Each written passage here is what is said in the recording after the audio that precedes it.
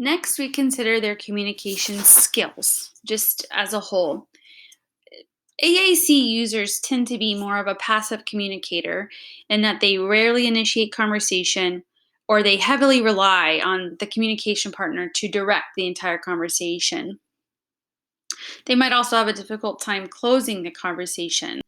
If we think about why that is, though, it makes a lot of sense. Imagine that for however long you did not have a way to communicate.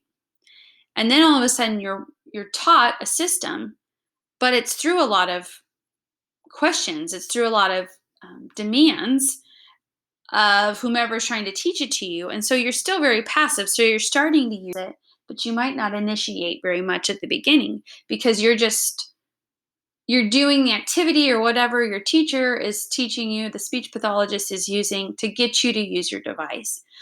So to cross that bridge then and making sure they know it's theirs and that they can use it to their advantage. So we have to illicitly practice um, initiating a conversation socially, being the one to end the conversation, even if it's with you, the teacher, directing the conversation in a group. And so this is all very socially based. It can be very naturalistic.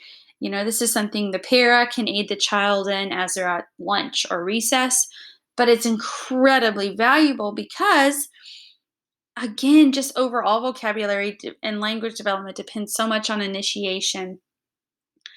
And then we know that communication, the social part of language, is really, really important for successful life outcomes. And so they are passive, but they are passive communicators, excuse me, but that doesn't mean they are passive individuals.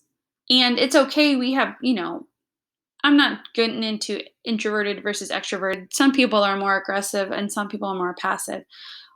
Just consider that an AAC user, that you are giving them opportunities to be less than passive and see if that's what they're comfortable with. We just don't want them to be passive because of the nature of how they've learned to communicate through AAC.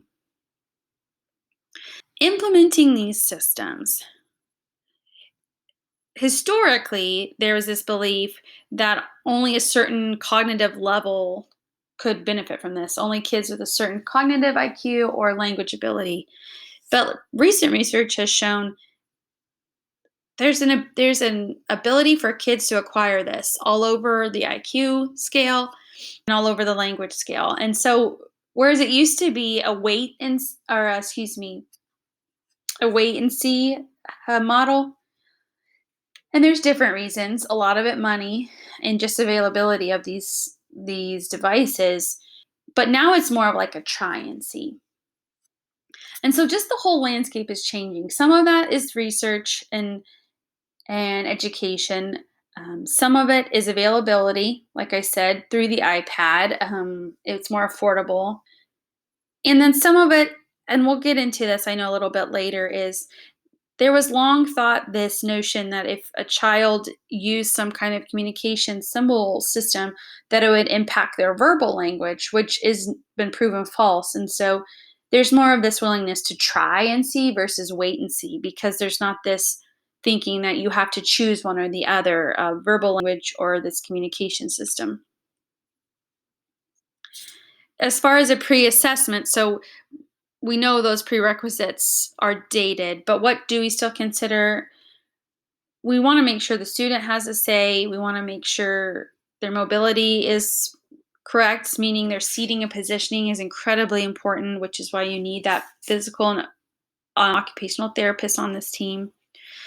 Their motor assessment, their communication assessment, cognitive linguistic. I mean, we still want to look at these things. Their sensory perceptual, that's a big one. How do they process information? Sometimes those dynamic displays can be aggravating sensory wise. Think about yourself. If I'm on a computer all day, that doesn't tend to make my head feel very good. And so if they were on a computer all day, how would it make them feel? Obviously, we still want to consider literacy where it's appropriate, and the environment. Where do we need to use the device? So these are all things, the same things we already mentioned, and just the basics of AAC. What do we have to consider when we're deciding where to start. Another big thing, these terms guessability and learnability, essentially how easy is it for a communication partner to um, guess what they're trying to get across with a certain symbol? So how easily is it understood, particularly to an unfamiliar listener? And learnability is how easy is it for the person using it to learn it and use it across multiple environments? That's important. If the symbol system isn't going to make sense to them, then and they can't actually not only learn it but generalize it, then that might not be the symbol system for them. Some issues that are identified when we're looking at how we're going to enhance their communication overall once they have these AAC aids, I guess. Students who do not use their system consistently, that's a big one, and it's one that's going to be outside of your control, but we want to try and model that as much as possible within the school. Communication partners who do not participate fully with the user.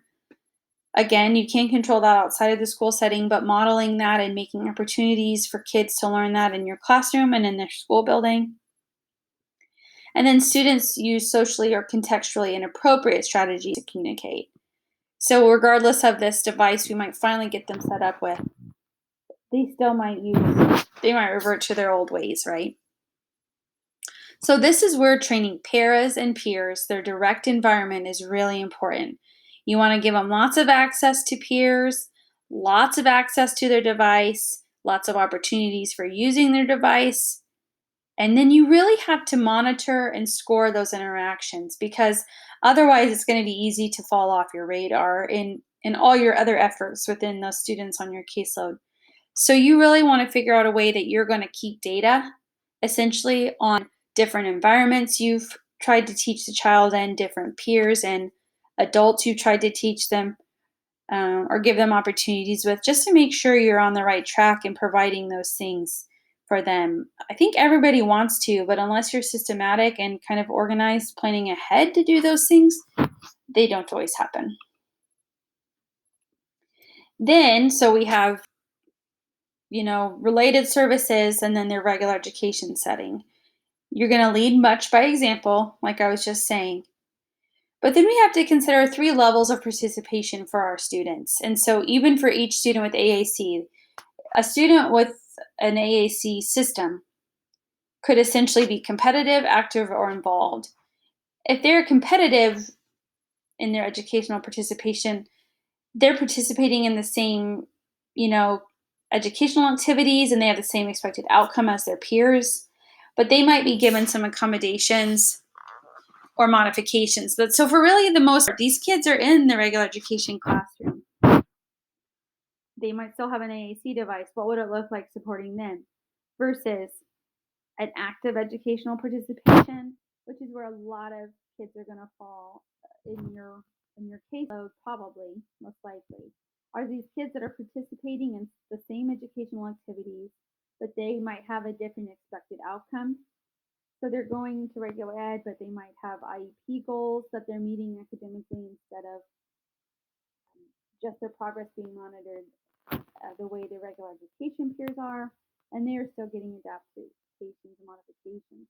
And then there are those involved that are going to spend, those are the kids that have, 300 to 50 minutes, very involved kids during the day that are doing push out as much as possible, but they're most likely going to those specials. And a bulk of their academic learning is in the classroom. And so most of those skills are occurring outside of the regular education classroom through IEP goals and really extensive adaptations, including, a more self-contained classroom.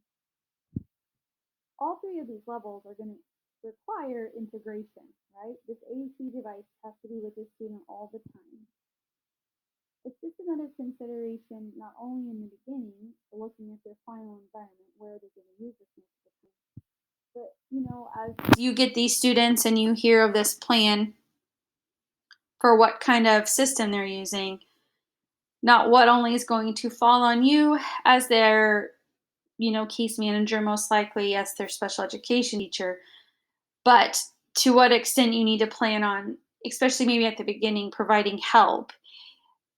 um, you want to train your paras no matter what, but you might be looking at the beginning, pushing them in a lot more as that child is learning to integrate their device with their regular education teacher and their peers, but then eventually pulling them back out. Um, just another level of things to consider, regardless of if they need the academic support of a para or teacher. They might need that support for a limited time when we're implementing this AAC into their regular classroom.